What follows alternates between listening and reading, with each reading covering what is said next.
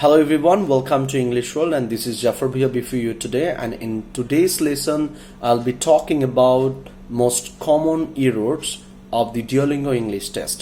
এবং আজকের এই লেসনটা হতে যাচ্ছে আমাদের Duolingo English টেস্টের উপরে, এবং Duolingo এক্সাম দেওয়ার সময় আমরা কিছু কমন মিস্টেক করে থাকি, যার ফলে আমাদের এক্সামের রেজাল্ট ইনভ্যালিড হয়ে যায় বা আপনাকে আপনার এক্সাম থেকে আপনাকে ডিসকোয়ালিফাইড করে দেওয়া হয়। সো আজকের এই লেসনটা আপনারা শুরু থেকে শেষ পর্যন্ত দেখবেন, তাহলে ইনশাল্লাহ আপনারা বুঝতে পারবেন যে আপনারা কিভাবে Duolingo এক্সামের মধ্যে যে কমন এররগুলো আমরা বেসিক্যালি ফেস করি বা যেই কারণে আমরা আমাদেরকে ইনভ্যালিড, আমাদের টেস্টটাকে ইনভ্যালিড করে দেওয়া হয়, এই বিষয়গুলো সম্পর্কে আই হোপ ভালো আপনারা একটা আইডিয়া পাবেন। ওকে, তো আমি কিছু মিস্টেক নিয়ে আপনাদের সাথে আলোচনা করতে যাচ্ছি। সো প্রথম যে মিস্টেকটা আমরা করে থাকি সেটা হচ্ছে, লেটস সি, আপনারা দেখতেছেন যে প্রথম যে মিস্টেকটা আছে সেটা হচ্ছে যে আই কন্ট্যাক্টটা না রাখা। যেটা হয়, আমরা অনেকেই মনে করি যে Duolingo এক্সামটা হচ্ছে একটা কম্পিউটার বেসড একটা এক্সাম,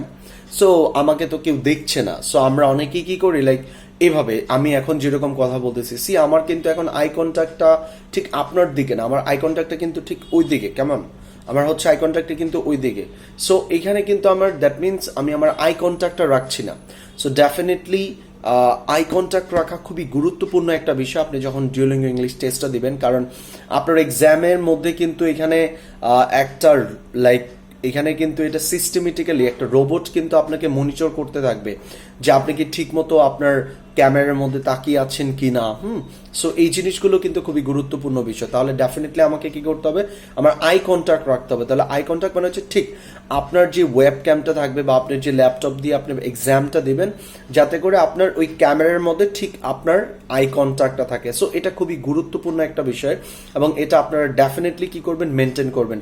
কেউ যদি এরকম করলেন, এদিকে তাকালেন বা উপরে তাকালেন বা এদিকে তাকালেন, এর মানে হচ্ছে যে রোবটটা আপনাকে মনিটর করছে, সে মনে করতেছে যে আপনি ওইখানে কারো দিকে তাকায় আছেন বা কেউ আপনাকে কোনো কিছু বলতেছে, ওই জিনিসগুলো আপনি শুনতেছেন। সো এটা একটা ব্যাপার যেটা আপনাকে ডেফিনেটলি কি করতে হবে, মেনটেন করতে হবে। তাহলে কি বললাম আমি, যে আই কন্ট্যাক্টের যে বিষয়টা আছে এটা।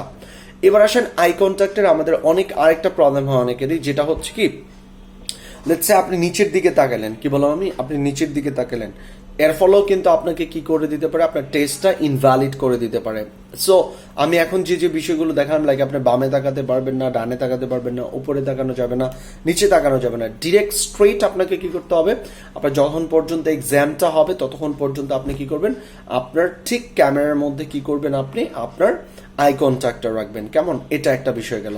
নাম্বার 2, যেই প্রবলেমের কারণে আমাদেরকে ইনভ্যালিড করে, সে আরেকটা প্রবলেম হচ্ছে যে যখন কেউ আপনার রোমে চলে আসে, আমি আবারও বলছি, লেটস সে আমি এই রোমে বসে এক্সাম দিচ্ছি, সো আমার পিছন দিয়ে বা আমার এই রোমে কেউ চলে আসলো। ইন দ্যাট কেস, যখন আমার আমাকে যে মনিটর করছে, তারা যদি রিয়েলাইজ করতে পারে বা তারা যদি বুঝতে পারে যে সামওয়ান ইজ উইথ ইউ বা someone is in the room with you, কেউ যদি রুমে এরকম যদি তারা বুঝতে পারে, তাহলে কিন্তু আপনাকে কি করে দেবে, তারা টেস্টটাকে ইনভ্যালিড করে দেবে বা আপনাকে ডিসকোয়ালিফাইড করে দেবে। সো এই জিনিসটা অনেক গুরুত্বপূর্ণ একটা বিষয়, যে আপনি যেইখানে বসে পরীক্ষাটা দিবেন এখানে যাতে কেউ না আসে। তার মানে আপনি যে 1 ঘন্টা, লেটস সে ফর এক্সাম্পল আপনার টেস্টটা হচ্ছে 1 ঘন্টা, রাইট?